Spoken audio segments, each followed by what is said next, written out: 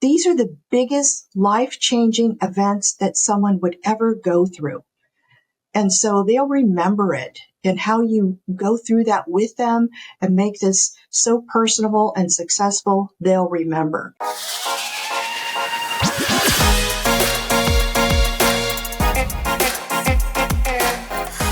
Hello and welcome to episode 268 of the Smart Agents Podcast. As always, my name is Michael Walter and I'll be your host. Today I'm joined by Suzanne Rocha, nationally ranked real estate broker and founder of Cal Home out of the Bay Area. With nearly 2 decades of experience and regular appearances on Bay Area TV, Suzanne has become a trusted voice for homeowners seeking clear, practical guidance. Her background in psychology and marketing has shaped a client-first approach built on confidence, clarity, and compassion. Throughout our conversation, we touch on a wide variety of topics and explore how psychology influences buyer and seller decisions, why trust is at the core of every successful relationship, and the creative solutions she uses to guide clients through downsizing, inherited homes, and other major transitions.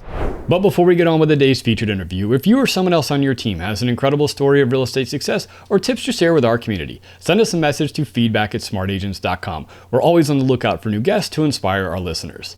And lastly, if you enjoyed this conversation and want to hear more, be sure to subscribe to the Smart Agents Podcast. We stream on all major podcasting platforms such as Apple Podcasts, Spotify, Amazon Music, and YouTube. All right, let's get into our conversation with Suzanne Rocha. If you'd like to learn more from Suzanne or connect with her, you'll find all the links in the episode description. All right. Well, really the way I like to start everything off is if you could just introduce yourself to us a little bit. Tell us who you are and where you are joining us from. Sure. My name is Suzanne Rocha. I'm a owner and broker of Cal Home. I'm joining you from actually Walnut Creek, California. We're a little suburb of San Francisco. Awesome. In Northern California. Great. Well, tell me, what was it that initially got you interested in real estate? Well, I've actually been a broker owner for about 20 years, but prior to that, my whole background has been in marketing. And so I was in healthcare marketing. I also prior to that, my education is in psychology. So when I entered after, college and I entered the workforce, I got a job in marketing and just loved it. And so fast forward 20 years ago, I really was thinking to myself, what else could I do? I really love people. I really love real estate. So I got my broker's license, but with the understanding that I was going to be different. And what I mean by that is that everything to me seems like it was transactional, not relationship wise, And so I really, really wanted to make an impact and to kind of show what my true compassion was for people and how I can really guide them through, a transition by giving them peace of mind. Yeah, well, and I mean, the background in the marketing and the psychology, those are perfectly fit for the real estate space. Because I feel like those are really, isn't it? Yeah. And those are really some of the skill sets that I feel like, you can learn the contracts and, all that kind of stuff throughout, but it's having those people skills and the ability to promote yourself and your business, I think are those skills that are sometimes overlooked when people get into the industry. They really are. And we still work with people that you wonder what do they take any classes other than just the contract? It's so, everything is transaction, but these are humans. These are huge life-altering events that they're experiencing and going through. But where's the compassion for that? And how could we really guide them through this process with ease and confidence?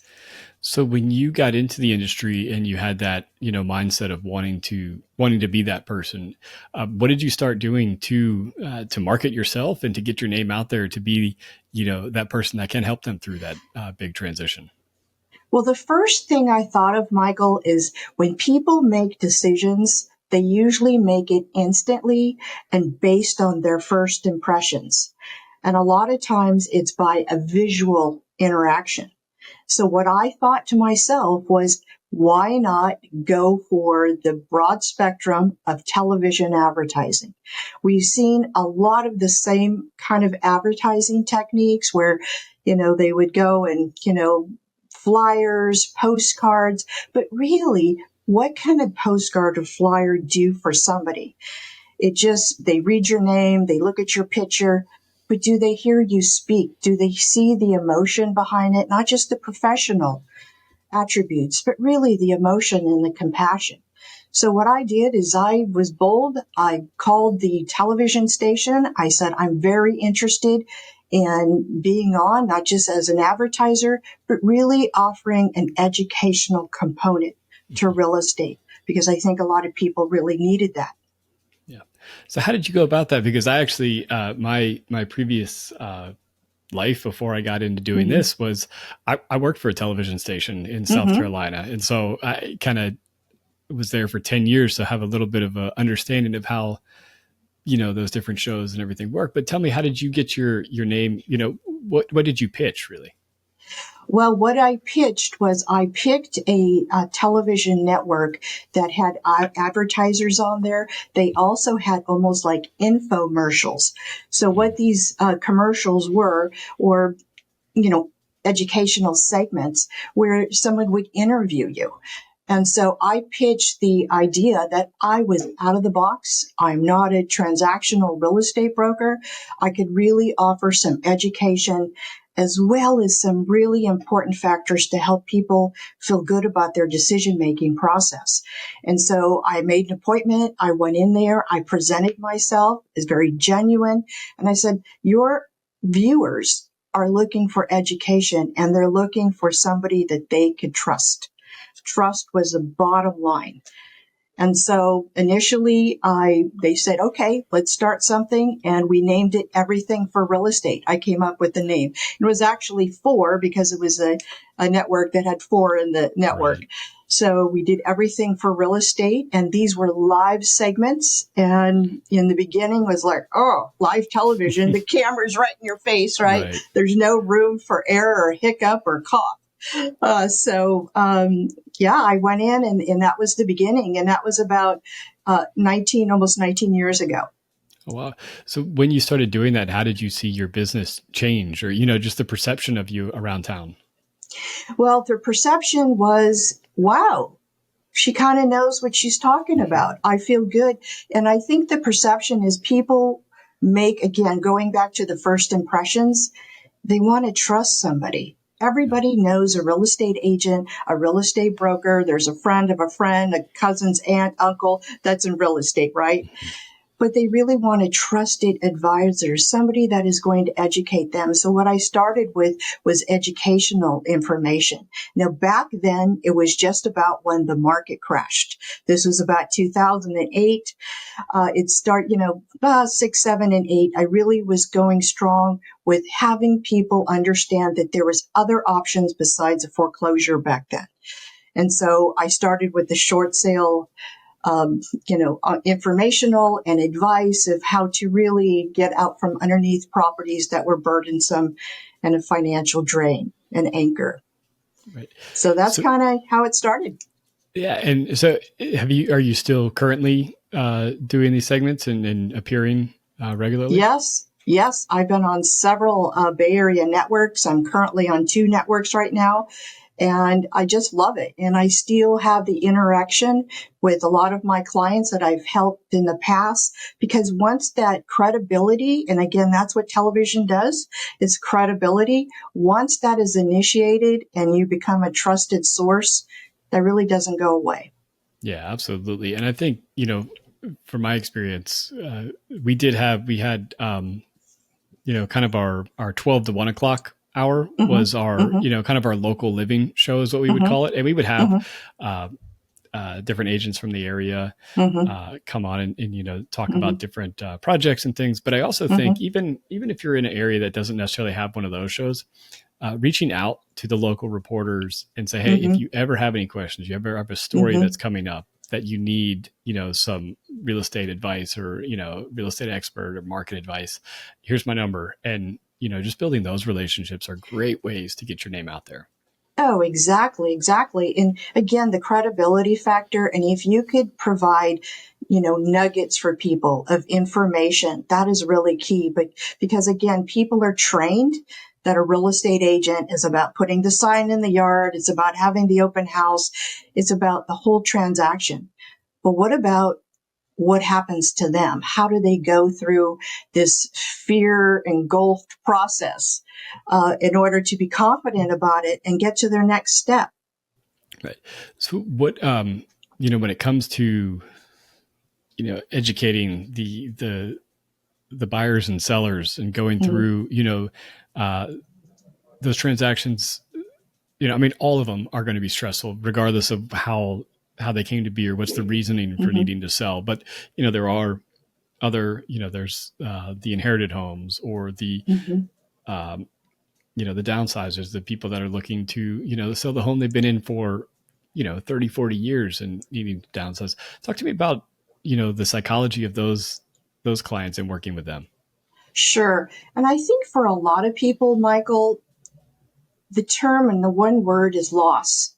I think people start going through a cycle of loss.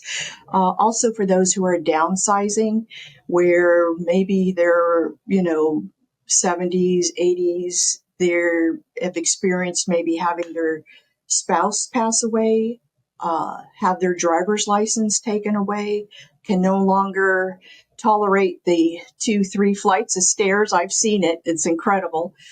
And they feel like their life is on a path of loss. And so what is so important to me is to really come up with a plan for them that focuses on gain. And I think that's what a lot of people really need to focus on. And it's hard. It's not an easy thing.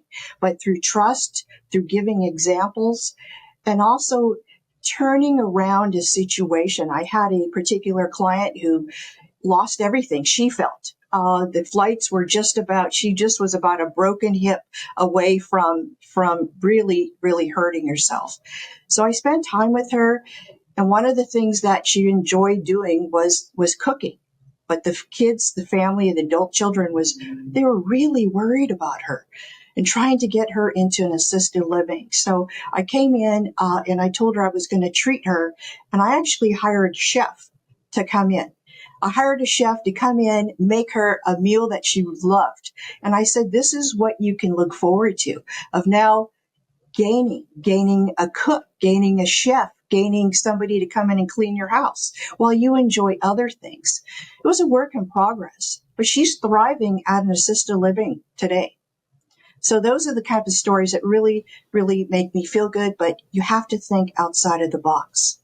Yeah. And I think a lot of that, comes from the listening to her children, and the listening to the clients and what they, maybe for her, what are the things that she's going to miss, and, and really being able to understand what those triggers are for your clients. Sure. And for her, it was, we really had to look at, do you really want your kids worrying day and night about you? They want to enjoy you. They don't want to come and see you at the end of a staircase that you've fallen or you've hurt yourself cooking. So you just really have to go into, as I call, the psychology of it, of the psycho marketing of aspect of it, to really, peel the onion back with people's fears. And once they trust you and you can offer them kind of a vision of how they can really capture peace of mind, I think that's critical. Yeah. So when you go into a meeting for the first time with somebody, and I know everybody's different and every situation is different, but I have to imagine there's a couple of, key kind of questions or topics that you try to, get information on. So how do you go about trying to pull some of that information out of somebody?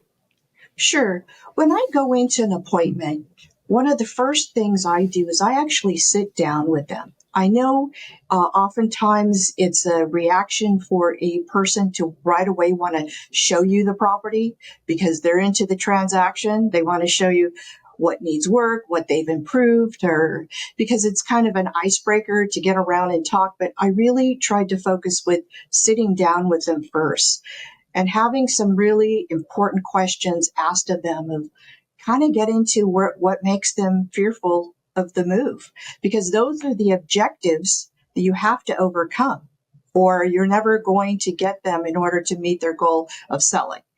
And so I sit down with a really keen listening ear and to kind of go off from basically what they're telling me and what they're not telling me. And so when they're not telling me about, what fears they have of moving, what are their obstacles, and sometimes it's the actual move itself. It's the physical packing. What am I going to do with my grandma's china that I've inherited? So it's really tackling a lot of objectives by listening and really getting into a series of questions based on really what they feel is important to them. And I always start with, wouldn't you love peace of mind?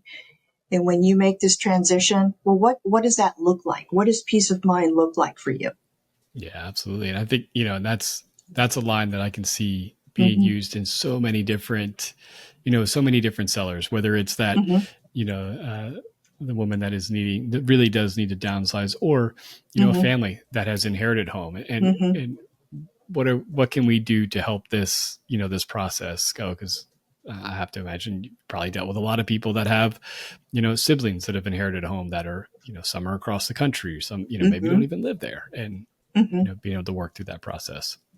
Sure. And I've actually dealt with one thing that I've seems to be coming across a lot lately. It's like when you buy a red car, you see all the red cars. Right. One thing that I've come across is that I see that there's not a lot of trusts or estates established, because sometimes the older sellers or sellers don't want to make a decision of who to put in charge.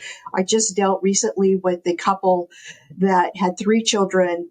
The 3 children somehow didn't get along. They felt like if they picked 1 or 2, that they would be hurting everybody. So I quickly brought in a fiduciary into the picture to be their estate mind, their estate planner, and also to be able to manage their estate for them. So they felt such a sense of relief. We did sell their one property, but they also had other properties. And it's just about providing options and solutions for people to give them the peace of mind, as we discussed. Yeah. Talk to me about, because inevitably when you provide somebody or your clients with this level of service, and you really care for their needs, and you connect with them on a personal level, inevitably it does lead into referrals and additional business, and just like this that example you gave. But talk to me about not necessarily going into the transaction with, or the meeting or the relationship with that in mind, but really focusing on their individual needs at that time. Well, I think once you're able to capture the trust of somebody, referrals come. Because when somebody, it's just like when you go to a good dentist, you're going to tell somebody else you had a good experience. And I think that is really paramount. And that's why it really has to be a relationship, not just a transaction. Because when you go and call them after and remember, what they've been through, or remember some, objects that were really in their way, objectives that were in their way moving forward, if you could really follow back up with that and to keep the interaction going, instead of just saying, hey, do you know anybody else that would like to sell their house? Do you know a buyer? They know the service. They know your integrity. It's just about how do you keep in front of them and also keep refreshing the peace of mind that you offer. That's going to be a good referral source for you. Right. So over the course of your career, what have you found to be those best ways to stay, in front of those, those buyers or sellers that maybe the last transaction you did with them was 5-6 years ago? A lot of it is phone calls. I try to, whether if they text, some of my clients text, sometimes that's easier just to go and say, hey, you remember, I remember 6 months ago, we had the transaction. I'm so happy to have helped you. How are you doing right now? Is there anything else that I can help you with? Keep focusing on them, not focusing on what referral that you can gain from them. So focusing on, is there any more help you need? Sometimes people need help with maybe they decide they want to paint the home that they just bought, or maybe they want to, invest in something else. You just don't know, but you have to connect with people and keep that positive, personal connection. because too much of the time it's easy just to send an email. It's easy to send, especially this is business that you've gained and you've helped somebody. And these are the biggest life decisions. And that's why, Michael, I got into this. If we could go back a moment, these are the biggest life-changing events that someone would ever go through. And so they'll remember it, and how you go through that with them and make this so personable and successful, they'll remember. So again, checking in with them. Sometimes some people are busy. It depends on, if they're working or not, but make it personal. Send them a card.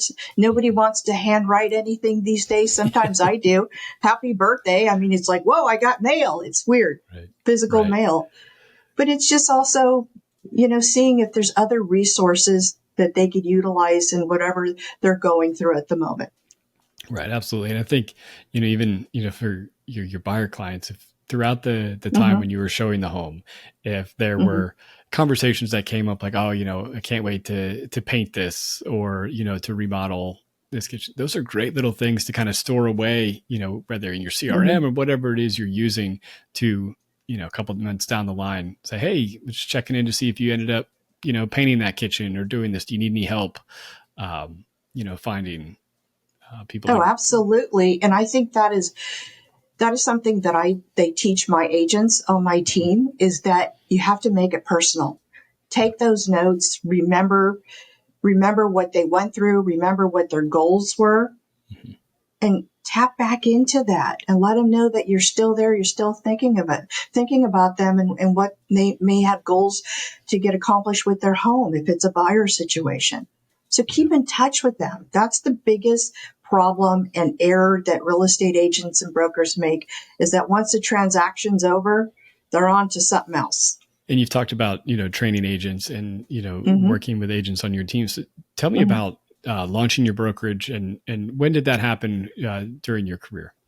Sure. I launched the brokerage back in 2007, and I'm a boutique brokerage. I've been on television for so many years. I get a lot of calls from agents that want to, interview to be on my team, but I'm extremely particular of who I use, because they have to have that same mindset of the total framework of what I carry through.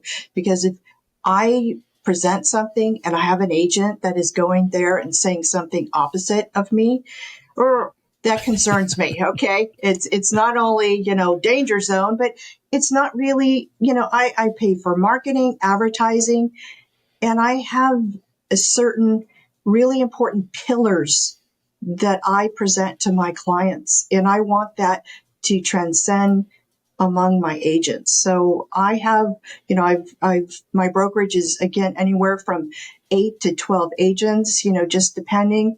And I have a lot of support staff so I can spend time with my clients. But that is really important. So I put them through a lot of training programs of marketing psychology, emotional intelligence, of knowing how to read the room and not just present features without talking about benefits. And key point is about listening. Most people don't listen. Right. Absolutely. And I really think, with the agents that you do bring on, it's your face that's on those television, on those advertisements and everything. And they are a reflection of you. So, you have to make sure that they share your same core values. Oh, absolutely. And that is my biggest nightmare. So I instill in them that, we care, we have wonderful solutions, but we offer compassion. And that's what separates us. Yeah. How have you seen, over the course of your career, and the different ups and downs with the markets and kind of even, where we're at today, how have you seen, really the way that you have marketed yourself and, done the lead generation you've done, and through, the television marketing? I feel like that's almost like market proof, because it's showing who you are rather than always chasing a specific, market trend or type of lead out there. Correct. I think the bottom line is one word: value. When you could provide value to people, whether it be education, options, solutions, thinking out of the box, everybody's situation is different. And I have some amazing stories about not everything is a cookie cutter. We're moving from one house to the next. There's issues that people go through. There's issues that people face. And so if you can present yourself with solutions, that's what really, really captures people. And so what I present, what I offer is value. And if you cannot offer value, then you shouldn't be doing what you're doing. Yeah. How do you, as technology has changed and, social media is out there, how do you leverage, the social media world with what you're doing on, the television stations as well? Sure. I've done a lot of media, a lot of different stations. I'm working now on YouTube channel, presenting, having the ability to really, carry over a lot of those television educational segments in real estate to YouTube. I think YouTube is an excellent source for people, again, to visually see you, to visually hear you, and to really uncover what solutions that they need in their lives to move forward with, whether it be buying or selling a real estate property. So again, social media is great. I really believe highly in YouTube. And I think that is, if you're looking to really elevate your business, you really need to focus on YouTube and really providing something that is of value to people. Too much we talk about, here's the property behind me, here's the kitchen, here's the living room. But let's go deeper. Nobody goes deep enough. So let's go deeper. And where do you see yourself here? Do you would this space work for you? Would it work could you have a media studio there to do your business? A lot of things that we have to kind of, again, I refer to peeling the onion back, getting deeper and closer to a client to really help them through these huge, big, life-altering transactions. Yeah, absolutely. And I think YouTube is a great platform for real estate agents, and a lot of the folks that I've talked to over the years of doing this. I have a lot of agents that have built phenomenal YouTube followings and great channels. And because first of all, it's a search engine. Like, that's what it is. It is Correct. It is a search engine. And, if you're able to create those videos that are, specific to your market, but also talk about, the broader, issues that somebody may be inheriting at home, like the different kind of chapters of that, you can, you really show, you're providing that value, but also getting that local audience as well. Sure. And then give examples so that people could relate. I've had a story where I had somebody who had multiple properties, wanted to sell a property, and they had somebody that was taking up residence there that shouldn't have. So really what we had to do is find a solution. And so there are people out there that you can actually hire to go in and to be a professional squatter and to get them out. So that was out of the box thinking for them. Of course, we sold the property. And that's where you have to kind of give examples. There's people going through a lot with properties, whether it be financial, situational, with, again, people that are living in a property that shouldn't, trying to get out a niece that won't move when you want to sell a property. A lot of these situations, and you have to offer solutions. But a great way to do that is to really share stories, because people want to relate. They want to relate to these stories and to figure out, hey, could I utilize any of those solutions to help me in my situation? Yeah. And I really like how you brought up, relate to things. And I think in a world where, every single day we're hearing, AI and automation and all these things, I think all those things are great. And I think real estate agents should be, utilizing automations and things to help their businesses, but use it in a way that gives them time to, build deeper connections with their, their clients. Absolutely. Use AI to help you write those property descriptions. I think that's a good source. But sometimes using AI to send an email, a lot of times, or a message to somebody, they can tell that it's AI. They can tell. So I just think we have to keep it personal. This is a relationship business. I utilize virtual assistants a lot. We have to utilize resources that is going to give us the opportunity to be out in front of people, of doing what we do best, of guiding people. So we got to be careful. I'm glad you brought that point up. We have to be careful of overusing AI. You want to use it as a tool, not to, in a way, replace you. Yeah, absolutely. And I think even, I was speaking with somebody a couple months ago, and she was talking about how, millennials have become such a big part of her client base. And what she has found there is that, they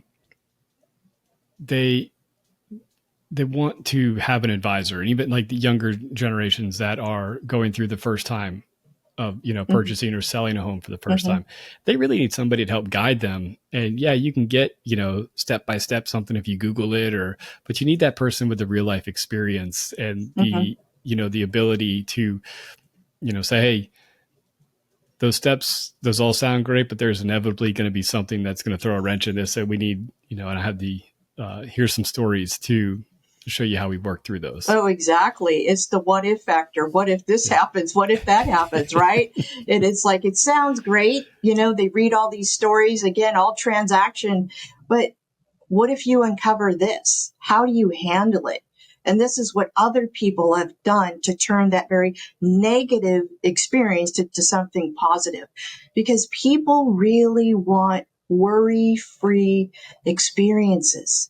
And just the thought of moving, of selling, of buying is very stressful for someone. And so if they can have solutions and to hear real life examples of, hey, and maybe you can even make it humorous, but it gets the point across. What other people have experienced, what they've seen, and what did they do, or what resources did they utilize to get through it? Yeah, absolutely. Well, I really do appreciate, the psychology behind selling and all this, it's one of those conversations that you could really go on for a long time. But where can people that are listening to this follow you, to hear more about what you have to say or connect with you? Yes. Well, you can actually Google my name, Suzanne Rocha, Suzanne Rocha. I'm the owner and broker of Cal Home. If you Google my name, I'm easily found there. There's also my website, calhomeinfo.com. There's some examples of my television segments on there. And just reach out to me personally. I am known for someone who answers the phone. I'm known for somebody that will speak with you directly. And so if you call, you'll get me. Awesome. Well, I really do appreciate you taking the time and speaking with us today. Thank you. I really enjoyed spending time with you today, Michael. I want to extend a huge thank you to Suzanne for joining us today and sharing such a thoughtful look at the psychology behind real estate. Her perspective on trust, emotional intelligence, and personalized service is a powerful reminder that real estate is ultimately about guiding people through some of the biggest transitions in their lives. If you'd like to connect with Suzanne or explore her work, I've included all the links in the episode description. So once again, if you think you or someone else on your team has a powerful story or tips to share with our community, send us a message to feedback@smartagents.com. Well, that wraps things up for this episode, but remember, follow the show wherever you listen to podcasts and make sure to subscribe to the Smart Agents YouTube channel. Again, I'm Michael Walter, and we'll see you on the next episode.